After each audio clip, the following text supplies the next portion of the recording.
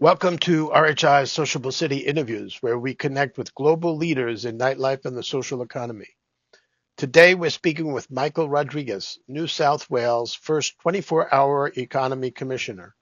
Michael leads the initiative to bring state and local governments, as well as industries, together to create safe and vibrant social experiences. As a longtime advocate for the 24-hour economy, Michael launched the global lifestyle brand Time Out in Sydney in 2007 with the mission to inspire people to explore and enjoy the city. Hey, Michael, it's so great that we're able to cross continents for this call. Great to see you again, Jim. It's been a while. Yeah, yeah. Well, I'm excited about this. As we've spoken before, you really represent the pinnacle of an evolution in this whole field, something that I've been involved with for 50 years now. So it's exciting to see the work that you're doing. Your commission is the 24-hour commission. And so 24 hours to a lot of people in this field might be about having more alcohol. But how do you define the 24-hour economy, and why do you think it's important?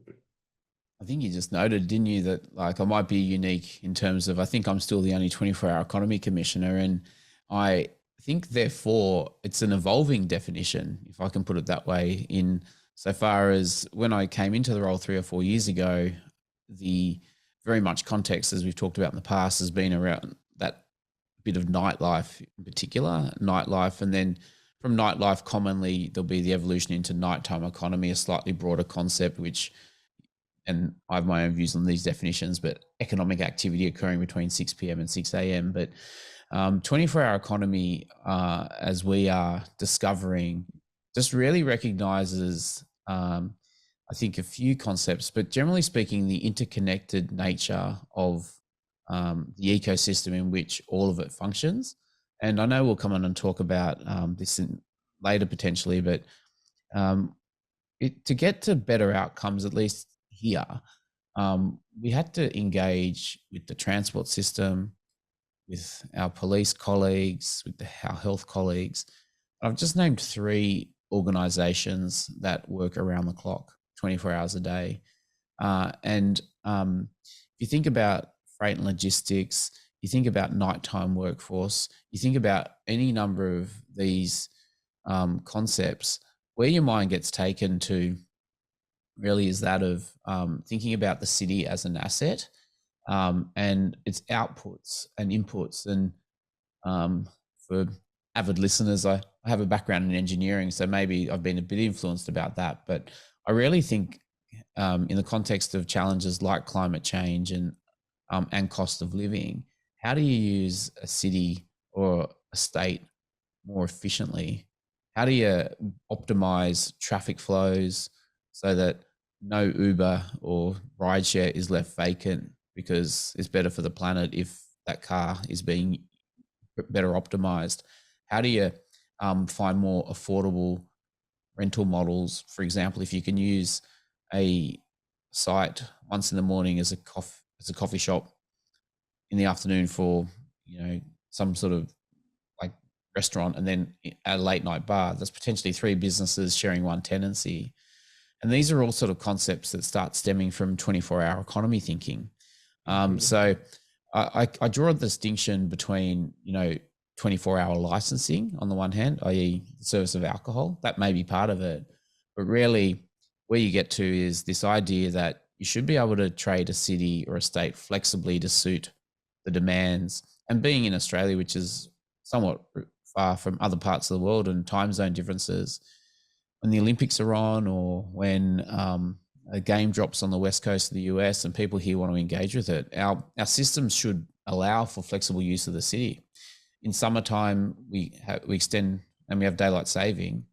What other ways can we be more flexible with our regulation, with our transport systems, to suit seasonal adjustments? So Mhm. there's some of the concepts that kind of pervade, what is an evolving area.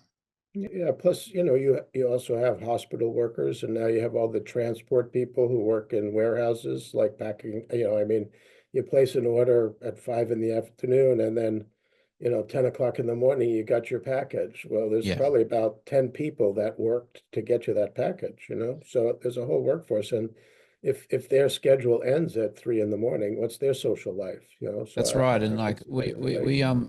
we've been, introducing in our new strategy that's just been released for the state of New South Wales, a couple of new concepts, and one is really a focus on the nighttime worker. And I know other markets have done a lot of work in this, and we're in some ways playing catch up. But one of the things that we think about there is, does why should anyone have any less amenity of the city because of the hours that they choose to or are forced to work? And so Mhm. and I actually think if you adopt this way of thinking about it, you start solving some of the challenges for the late night reveler.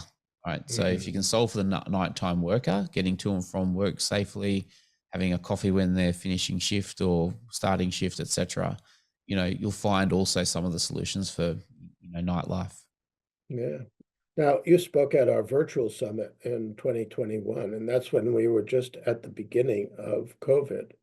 And you were also reacting to the lockdown that they put into place in Sydney.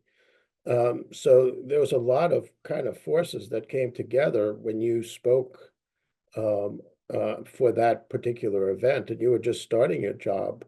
And looking at your vision, you certainly have put a lot of effort into coming up with a really quite a brilliant approach.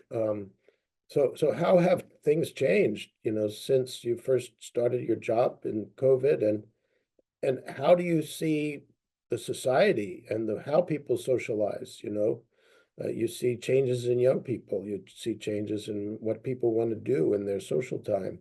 So how have things evolved just within the time that you've had this job? Yeah, well, quite dramatically, really, Jim. Like we, and that line in everyone used during the pandemic: "Don't let a crisis go to waste." And I think that I came into government in 2021, and to give you the size and scale, we had a small office of 3 people, and say a $3 million operating budget in the period since then. And the plan was originally just for Greater Sydney. That's a 50 kilometre square urban population. And a lot's changed. We've grown. The remit of the office has been extended initially to 6 cities, like a bit of a mega region, and then as of December, across the state of New South Wales, and hence we've launched a new strategy. So it's grown in terms of its size and its scale. Um, I think part of that's been about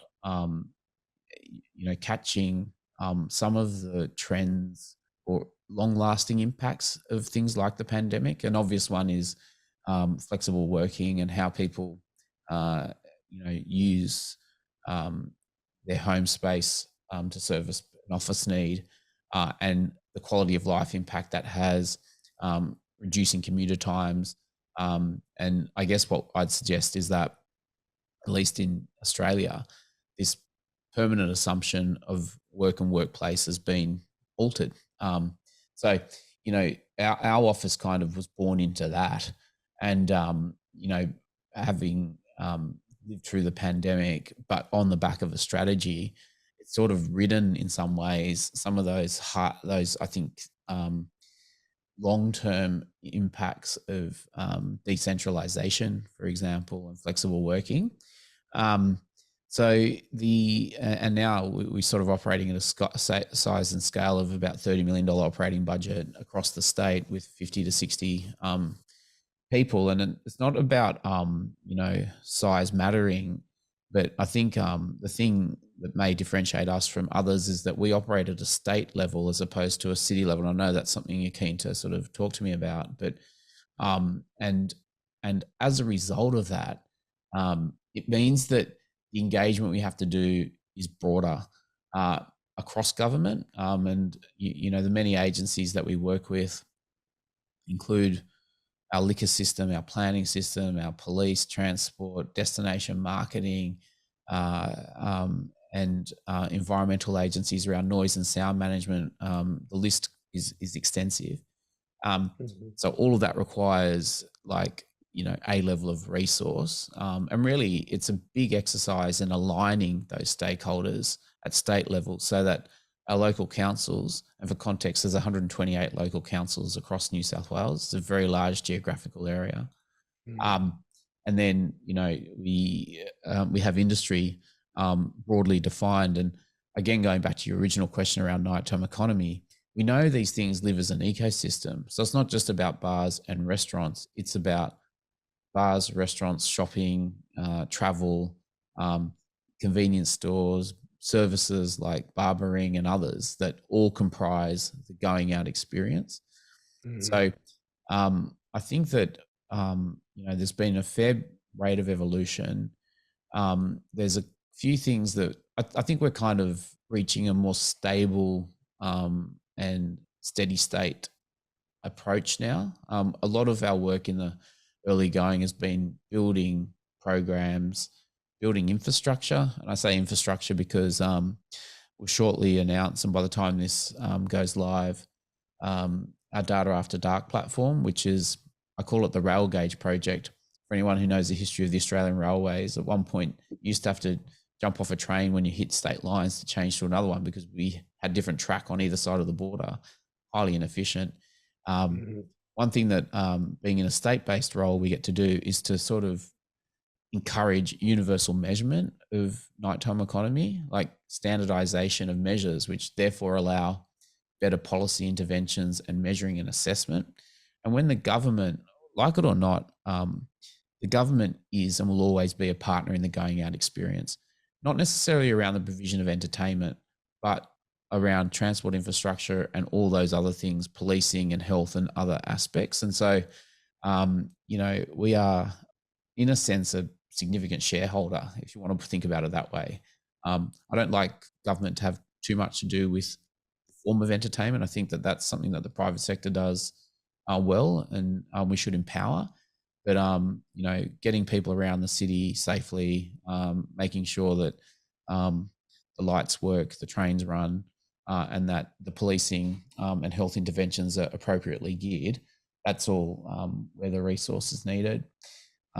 So that's kind of a little bit about how we've evolved. This is great. I mean, it sounds to me like you're more or less like kind of a conduit, and every city, because we've worked with over 90 cities in North America, and consistently they come across the same issues. And oftentimes those issues are because of a lack of coordination from the state with the needs of the local.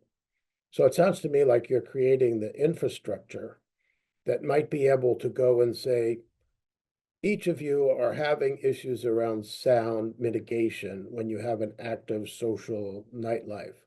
Let's work together so that all of the cities will have the same standards that respect the rights of residents and the opportunity for the venues, so that there's a consistency of not only understanding, but of compliance.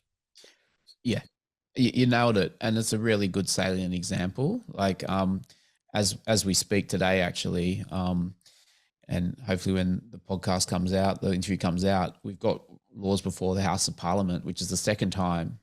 In October last year, we passed the first tranche of vibrancy reform agenda. That zeroed in on this complicated issue of noise and sound management. We had 7 regulators across the state working on noise and sound. And as a result, if you're a complainant, you could potentially call 6 or 7 different people to complain about a venue. We've changed the regime here.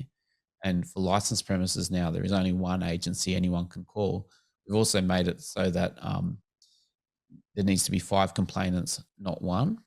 And that the parties need to think about mediation before the complaint is processed. And lastly, if the venue was there before and it was reasonably foreseeable that they would engage in entertainment, i.e. you're a pub, we call them, or hotel or a bar, and someone moves in next door to it, they can't later claim that, they don't like the noise. But, it's just one example. And the process of doing that, I co-chaired at state level with another, like I'd say it's like the Cabinet Office. I don't know what the equivalent is, but it's like the Premier's own team, and sat through steering committees, etc., so that you could get consensus amongst state bodies. We then worked with all the local councils to make sure that they were comfortable with the regime as well. A lot of engagement. And as it stands now, we've introduced like a product. I guess I come from a business background, and that's how I think about a lot of our things. We offer products and services, and we really like to give councils, which probably in your language is like counties maybe, or cities, like the tools that they need to adapt their nighttime economies to suit their audiences. So not everybody wants to be, like playing rock and roll at 4 a.m. That's fine, but maybe it's 2 a.m, or maybe it's like a different vibe in your area. So we've built something called a special entertainment precinct, which is a planning intervention that allows councils to go, you know what, we want this area to be primarily for entertainment again. But then on top of it, they get to decide the area. They get to also work with our model guidelines and sound attenuation principles. Again, it's a starting point. It doesn't need to be definitive, to define almost like what level of noise and sound they want. And then after they've done all that, they write to us and, we tick and away we go. And then, so it's like, I think about it very much as infrastructure delivery, Jim. And I don't know that we talk about enough. Like, it's soft infrastructure to me. You can't cut a ribbon on any of this, but it's very much the interpersonal relationships. It's the systems and processes in place around information flow and setting up the structures. And it needs to the same kind of build it, commission it, operate it, maintain it, review it approach over a life cycle to ensure that you're getting the outcomes that you want. And we're not there yet. And when you have situations like COVID, which dramatically change how people live, work, play, shop, then all of a sudden some of your changes have to be made to adapt to the new society. And in that regard, I know the lockdown was really in response to some nighttime violence and things that were happening. And then there was a push to try to improve the practices of venues, kind of show how they could operate more responsibly. But are you experiencing, as like in the UK and some other areas, that young adult party till early morning hours is not the market that was there before COVID? And are some Yeah. of the changes that you're putting into place a reaction to what may not exist? Yeah, so it's a like a tale of two generations, or maybe three. And I mentioned this data platform that we've built. What it shows, amongst other things, is what's growing and what's declining across the state. And a bit of a spoiler alert, as I'd say, like the things that are growing are in this order. No surprise: takeaway food services, i.e., people ordering at home. The surprise is sports and recreation in the evenings, arts and culture consumption, and then and then I guess more cafes and restaurants. So those things are still working. The bits that are declining are the things that we've probably been most conscious of about regulation, which is liquor consumption and gambling. Like, they're actually in moderate decline. So it's the question as a policymaker is: are we actually have we got the regulatory settings correct? And I'm always clear, I don't want to underestimate the challenges that I guess alcohol consumption and those activities have for society. But also, what is the opportunity if we can better liberate those other things that are growing? And and some of these pursuits are healthy: sports and recreation within a temperate environment. Have we got the settings right that enable, and it takes you into the questions around: are our sporting facilities, do they have the right level of lighting and change facilities to accommodate all genders, and these other discussions that have never really been a part of the mainstream narrative around nightlife. And concurrent with this is device use. And I think that we know that its prevalence often means that people have on-demand experience and of entertainment, and that's primarily in the home, but equally is now, coming into the public domain as well. And so we're seeing those shifts, and I think it's up to all of us to, understand audience movement, understand what people are interested in, and then work amongst that stakeholder set to ensure that we're meeting, the what the audience want when it wants it. Mhm. Yeah, this is fascinating.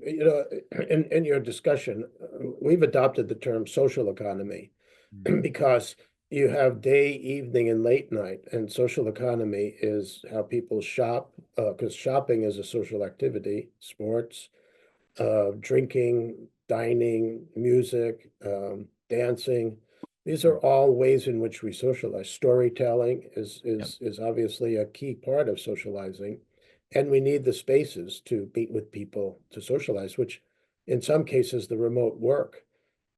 You can't have the same kind of storytelling discussion over a Zoom call as when you're sitting in a cafe having coffee or at a bar drinking a beer. There's a certain aspect of storytelling that lends itself better to that in-person experience. But with the cities, in the US and some states like Pennsylvania have a couple of cities that have this office and the staff on nighttime management. I really like to, because we're getting close to the end here. I really like to have you to say to those who are in these types of situations where they're struggling with these local changes, feel like they're operating independently of the rest of the world, and that they feel like what they're having to go through is unique, and they don't have access to way to improve what they're doing or to learn more about what others are doing. What would be some of the selling points? And like I said, in Sacramento, you'll probably have most of the nighttime managers from throughout North America coming. If you had to make a selling point as to the value you've seen in the evolution of starting with your focus on Sydney to now, I forget how many you have, 16 or so precincts or whatever you said that you have. What are the selling points for why, a lot of people Yeah. don't want more government, but essentially you're creating more government, but it seems to me that it has a value. So what are the three primary reasons why somebody should consider advocating for a state level organization like yours? Yeah, well, the first one is like, what are the controls? Like, that's the first question you have to come to. And different jurisdictions will have different structures, but it's our state level government that controls the major ones, like the transport system, the planning system, policing, all state based organizations. And so um, that's by the way, we thought about having it at just the city level, but these city things are relatively arbitrary distinctions. It's almost like, at least here, it's not like people really go, oh, I'm going to cross from this side to that side now, and then I'm in a different place, right? It's all, and places also change over the time, right, around a geography, and how we use and move between things changes. So that's kind of the first observation. Where are the controls, and how do you pull them? The second bit, which you touched on, is what happens when you take a broader view. Now, like both of us, we've got our conference and you've got yours and so forth. We understand the benefit of knowledge exchange, right? And so they're great formats for, I guess, in a sense, one-off interactions. But when you start analyzing habits and behaviors across multiple areas, you can start seeing trends, and you can also learn things from one part of a place and transport them into other parts of the place. So an example of this would be we are able to analyze the allocation of private vehicle use versus public transport infrastructure all across the state to see what barriers exist and whether some of the settings are right around our transport arrangements. That, again, is another example of the benefit of taking a wider view. I think you asked for three. The third one is, and probably related to all of it, is and it's so overused a word, but the whole exercise is one in collaboration, right? Like, and the more people that collaborate, the better the outcome will be. And the fewer that collaborate, the worse the outcome will be, because you can't impact things at the size and scale that you would like. And what we have here, as just one example, is New South Wales, Sydney will have its second airport opening up in the not too distant future next year, I think. It's a 24-hour airport. It's located in one geographic location, right? But it's a project between federal, state, local governments, and represents a massive opportunity for commerce, for inbound tourism, and all of the things that come with it. And so, you know, I guess the broadest benefit really is that if you can get collaboration across all of that, you'll maximize the two things: the citizen amenity of the place, which is what we probably care about most, and then its value as a place to live, work, and attract investment and tourism beyond. So I think they're the three, Jim, under some improvisation there that I'd kind of point to. And the interesting footnote on that is that Queensland, which is a state to the north of New South Wales, has sort of followed in recent times, our approach here, and it's increasingly part of the national discussion on, we're a country of 27 million or so. Like, we're not massive, so I think you have to. We think about what is the best way to do this, given the size that we're operating off. State-based intervention is, where we've landed. All right. Well, this has been quite fascinating. I appreciate your time. I know you're busy and you have your event coming up, but it seems like you've accomplished so much in such a short period of time, and you certainly have that engineering perspective of systems and the way that systems interact with each other. I think it's shown in the work that you do. But I appreciate your time, Michael, and I do hope that we'll see you in Sacramento, and enjoy Alicia and what she brings to your event. Yeah, well, I very much appreciate this opportunity to chat, Jim, and the knowledge exchange, and I hope to see you in person before my hair goes full grey. No, all right, all right.